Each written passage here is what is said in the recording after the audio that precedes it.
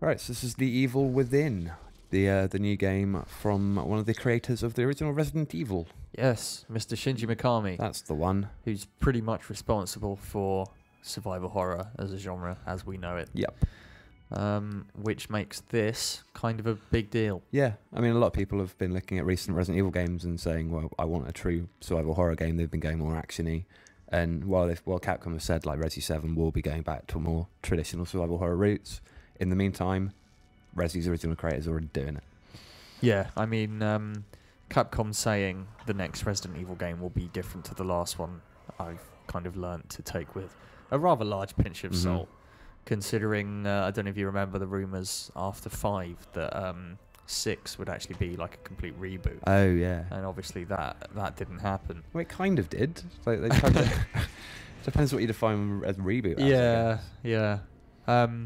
I still think they can save that franchise, but I don't know how. I do. I liked 5 and 6, to be honest. I I enjoyed them. I don't think they're good Resident Evil games, but I think they're good action Exactly. games. It depends on what your expectations are going in. Like I played through Resident Evil 6 in co-op, whole thing in co-op with a mate, and it was great fun because it was just kind of a silly fun experience. Sure. But yeah, it's not a Resident Evil game. Not in the truest sense. I mean, to be fair, this doesn't really look that much like Resident Evil either. This is more like kind of your Siren, your Silent Hill style horror game from what I've seen of it. Yeah, certainly people wanting a return to like old Resident Evil, the PlayStation 1 ones. Yeah. That's not what this is. This, from what we've seen, this looks most similar to Resident Evil 4 in the kind of mixture of action and horror. Which is obviously a balance that Capcom just kind of took too far, the action way in Resident Evil 5 and 6. So, again, the fact that Mikami's on board, and that guy obviously knows how to balance these things, how to kind of pace it with horror sections and action sections, and how to make games where you're chased by a man with a chainsaw. Yes, if there's one thing he can do, it's being chased by a man with a chainsaw. Yeah. So it's interesting. We don't really know much about the actual premise of this one yet. No, I mean, it's the investigator is called in to help out with something, and that's literally kind of all we know at the moment. Yeah, it certainly looks a bit more psychological than traditional Resident Evil games, because it's almost got a Deadly Prem vibe to it. Kind of, you go somewhere and shit just gets messed up. Yeah, kind of like an otherworldly version of the place that you're supposed to be in. That's because obviously Resident Evil, all the stuff that happens, it's just the latest virus that's been developed by the evil company of this particular game. This one, is looking a lot more, I don't want to say supernatural, but psychological, in that obviously something's up. Yeah. And whether it's just this dude being crazy or it actually is something supernatural, we don't know yet. But what we do know is that it looks very similar to Resident Evil 4. Some would say too similar. I'm not sure about that, because I don't know. I think it's got its own hook. I mean, one of the things that a lot of horror games get panned for is for being like just one-trick things. Like, you play through them once, you're done. You've seen all the scares. You've been jumped by all the things coming out of doors and stuff. Yeah. That's it over. With this, I saw this section a couple of times in the past, like a live gameplay demo. And I've seen it done different ways now, so you can just sneak around this guy, you can just cane it off in a different direction, you can kind of lob stuff around to trick him and fool him and make him run off so you can get away easily. Like, there's different ways around problems, like almost in kind of Dishonored style way, like there's different ways of handling each of these horrible situations, so they're not always going to pan out the same way. You're not always going to be limping off here.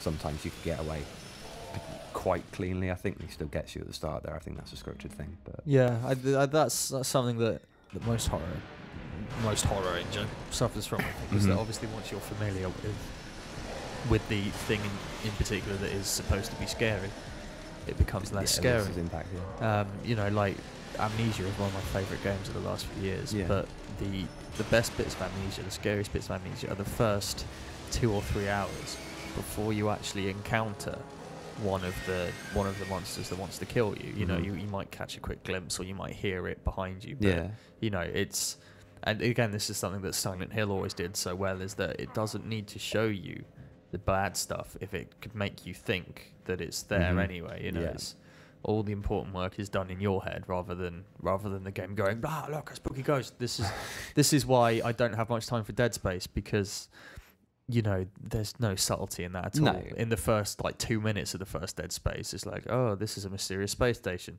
There's nobody here. Oh, God, aliens. Bang, bang, bang, bang, you know. It's, you know, again, it's similar to Resident Evil 5 and 6. Yeah.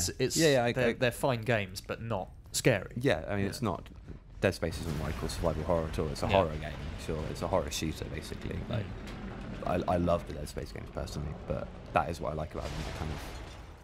As much as I like games like this, they're kind of giving you the options and ways around situations. Sometimes you do just want to be driven down that narrow path and have those scares kind of on a plate for you. Yeah. Just that one time. Like, and then if you want to go back to it, the action's strong enough to hold it up anyway.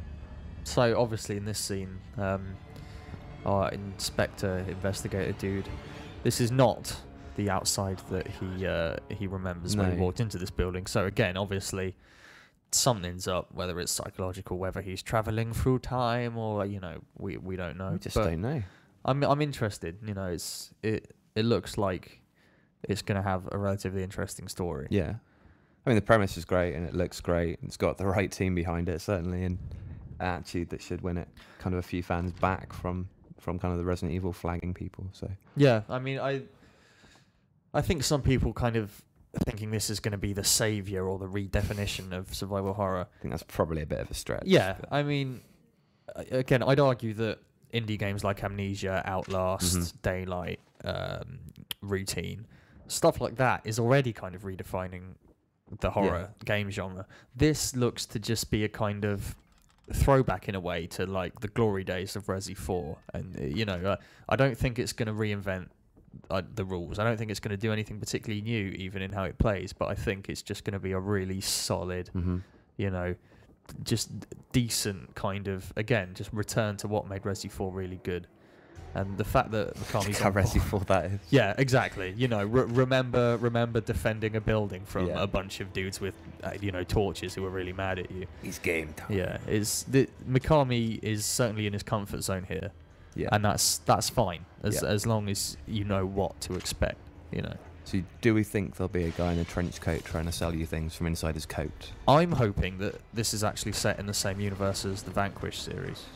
Okay, go on. So you get the awesome robot suit. Okay, like as a twist, that'd be badass. as a twist in like the final third or something.